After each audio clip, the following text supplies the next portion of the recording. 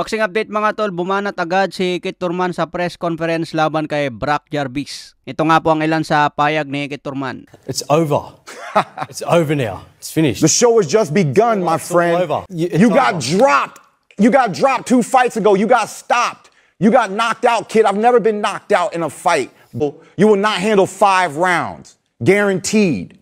Ayan mga tol, hindi raw tatagal hanggang round 5 itong si Brock Jarvis. Na-knockout na raw ito sa round 1 kontra Liam Paro. Hindi nga raw ito kilala ni Kit Turman mga tol. Kilala daw niya na isang Australian si Tim Tszyu. Pero itong kalaban niya ngayon na si Brock Jarvis, kinailangan pa raw i-search ni Turman ang pangalan nito at tignan ang mga laban. So nakita raw ni Kit Turman na na-knockout ito sa round 1 kaya binigyan niya agad ng taning. Hindi raw ito tatagal sa kanya ng round 5. Magiging comeback fight of the year daw ang magiging performance ni Turman. Pero sumagot naman si Jarvis, baka raw hindi makapunta si Turman sa Australia. Dahil daw sa mga nakaraang laban ni Turman, hindi natutuloy dahil nagkakaroon ito ng injury. Kaya duda raw itong si Jarvis, baka malapit na ang laban biglang may injury na naman si Turman. Pinapangako ngayon ni Turman ng isang comeback fight of the year. Matapos daw niya talunin si Jarvis, lalaban agad sa World Champion. Balak pa rin ni Turman na umagaw ng titulo. Kung manatili si Turman sa welterweight division, pwede niyang kalabanin si Jaron Ennis, Eimantas Estañones at rematch kay Mario Barrios. Hawak na ngayon ni Barrios ang WBC welterweight belt. Maganda rematch niya si Barrios para maging world champion. Sa iba pang balita, harapan naman ni Inoue versus Kim. So nangyari kanina ang press conference mga tol para sa January 24. Respetado si Inoue sa kanyang kalaban na South Korean. Sinabi dati ni Inoue hindi daw niya kilala itong kalaban niya. Pero dahil ito ang nakuhang kapalit ni Sam Goodman, hindi raw niya ito maliitin. Nakapaganda naman daw si Inoue kahit sino ang kalaban niya. Matapos daw niya talunin itong South Korean boxer, nakanda pa rin si Inoue na lumaban kay Sam Goodman.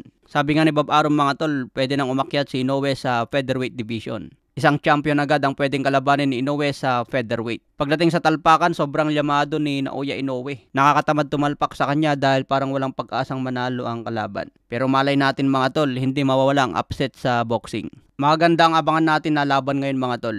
Tanggalin na natin sa listahan itong laban ni Inoue dahil hindi naman big fight. Magsisimula ang magagandang laban sa February 1. Benavides versus Morel at itong undercard. Susundan niya ng February 22, rematch ni Dimitri Bivol versus Arthur Beterbiev. Undercard sila Shakur Stevenson at Berhil Ortiz. Pagdating ng March 1, laban naman ni Tang Davis kontra Lamont Roach. Pagdating naman ng March 12, comeback fight ni Kit Turman. So malulupit ang abangan natin mga tol at pwede tayong magkapera kung manalo.